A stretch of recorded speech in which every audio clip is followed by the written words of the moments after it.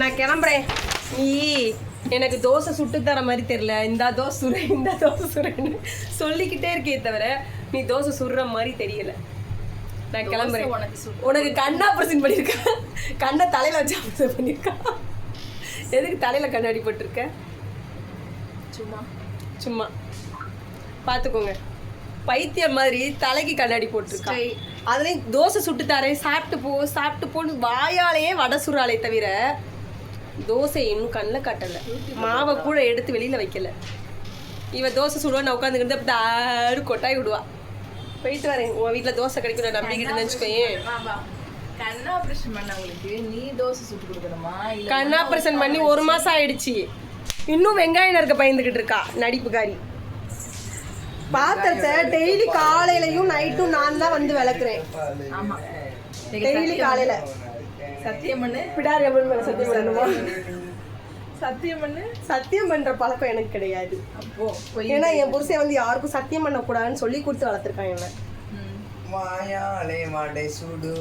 இந்த எங்க தம்பி கூட சொல்றான் வாயாலே வடை சுடுவான்னு. அவங்க அம்மாவை தான் சொல்றாங்க. என்ன சொல்றான்னு நினைச்சிடாதீங்க, அவங்க அம்மாவை தான் சொல்றான். Okay bye. ஆக மொத்தத்தில் தோசை இல்லை. நோ. நீங்கள் இங்கிலீஷில் தான் பேசுவீங்களா? தமிழில் பேசினா ஆகாதா? தமிழ் தெரியாது.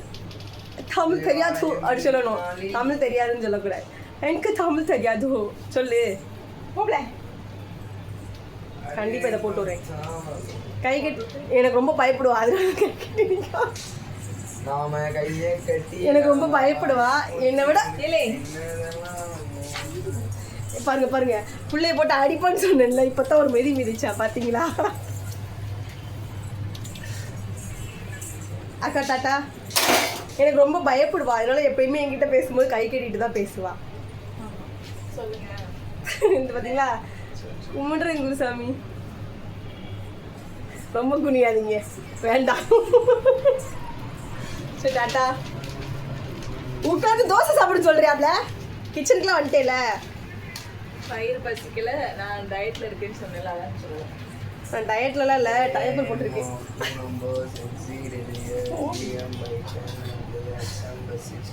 சரி தோசை சூரியா உட்காந்து சாப்பிட்டு போறேன். எப்படி இப்படி இப்படி சொரஞ்சிட்டு சுட்டேன்னா எப்படி சாப்பிட முடியும்? பாருங்க மாவுல எவ்வளவு தண்ணியை ஊற்றி தோசை சுட போறாங்க. தீயை காட்டக்கூடாது. திருப்பிட்டேங்க மக்களே.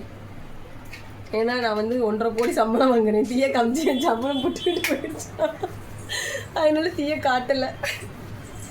அந்த 1.5 கோடியிலையும் இவ வந்து 75 லட்சம் எடுத்துருவா. 5 மினிட்ஸ் 3 மினிட்ஸ் கூட ஆகல.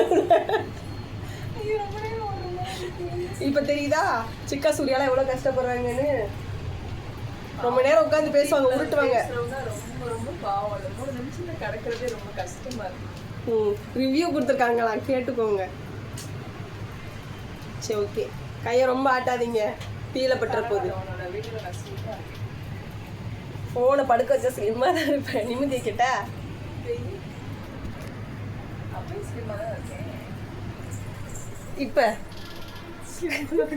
இப்போ அடுப்பை காமிச்சிட்டேனா? ஐயோ என் 1.5 கோடி போயிருமா? என் 1.5 கோடி போயிருமா? போயிரும். போங்கிறா. நான் உட்காந்து சாப்பிட்டு தான் போவேன். அவன் கடுகுக்கு பயில இப்படியே செஞ்சு பேன் 4-5 எடுத்து கையில் வச்சுக்கிடுவா. கடுகு போறதுக்கு பயில பேன் அள்ளி இப்படி போட்டுருவா. என்ன உட்காந்துட்டா? என்ன பே தோசை சுடு. போனாதான் தோசை சுடுவேன். பசிக்குது பே. பாத்தீங்களா இவதான் அக்கா. சின்ன வயசுலயும் பட்டினியா கடனா இப்போ பிள்ளைக்கும் சாப்பாடு இல்லைன்ட்டு அதனாலதான் அவன் அந்த பாட்டு பாடுறான். வேற என்ன செய்ய? சரி ஓகே கிளம்புவோம். எங்கள் வீட்டில் எங்கள் அம்மா வேறு பிரியாணி செஞ்சுருக்காங்களா, இப்போ தான் கால் பண்ணாங்க. நம்மளுக்கு பிரியாணி கிடைக்கும் போது எதுக்கு தோசை உட்காந்து நின்றுக்கிட்டு வரட்டி மாதிரி சுடுவா. போயிட்டு வரேன். பாய். என்ன செய்ய மக்களை, இவ வீட்டிலலாம் திங்கிறதுக்கு நம்ம போய் நம்ம வீட்டில் தின்னுட்டு போயிடலாம். இவ வீட்டில் எதுக்கு சாப்பிடணும்? மானம் மரியாதை சூடு சொரணலாம் இருந்தால் இவ வீட்டில் சாப்பிடவே கூடாது. நேராக எங்கள் வீட்டுக்கு போய் சாப்பிடணும். ஸோ ஓகே பாய், போயிட்டு வரேன். டாட்டா. அக்கா சாப்பாடு ரெடியா?